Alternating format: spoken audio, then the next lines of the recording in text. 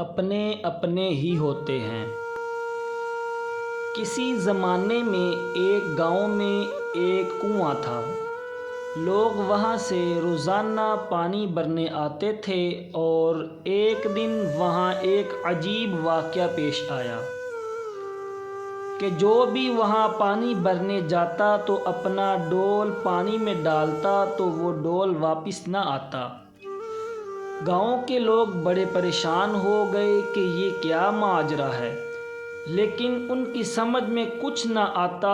آخر کار وہاں کے لوگوں نے یہ فیصلہ کیا کہ جو بھی کنویں میں جا کر اس مسئلے کا پتہ لگائے گا اس کو ایک بھاری رقم انعام میں دی جائے گی، لیکن کوئی بھی کنویں میں جانے کو رضامند نہ ہوا۔ ہر کسی کو اپنی جان پیاری تھی، لیکن اس گاؤں میں ایک بہادر اور عقل مند لڑکا تھا۔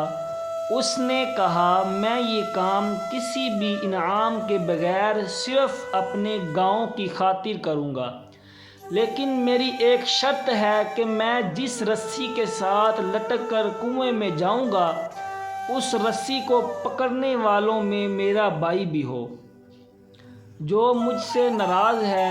گاؤں والوں نے جلدی سے اس لڑکے کے بھائی کو راضی کر کے بلوا لیا۔ جب رسی پکڑنے والوں میں اس کا بھائی بھی آ گیا تو وہ رسی سے لٹک کر کنویں میں چلا گیا۔ جب وہ کنویں میں گیا تو اس نے دیکھا کہ وہاں ایک چھچھورا سا بندر بیٹھا ہوا تھا۔ کنویں میں جو بھی ڈول پانی کے لیے ڈالا جاتا وہ بندر رسی سے اس ڈول کو کاٹ لیتا۔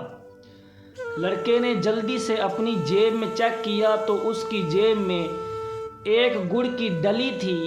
لڑکے نے جلدی سے وہ گڑ اس بندر کو کھلایا اور اس سے پیار کرنا شروع کر دیا، جس سے وہ بندر اس لڑکے کا دوست بن گیا۔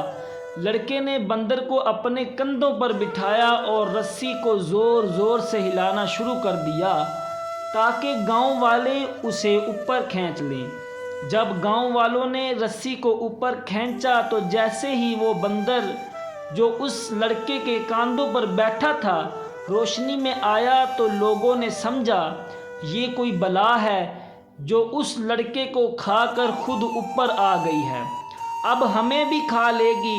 تو سب نے رسی کو چھوڑ کر دوڑ لگا دی، لیکن اس لڑکے کے بھائی نے رسی کو نہیں چھوڑا۔ اس کے بھائی نے جیسے تیسے کر کے اپنے بھائی کو باہر کھینچ لیا۔ جب گاؤں والوں نے یہ ماجرا دیکھا تو بہت حیران اور شرمندہ ہوئے۔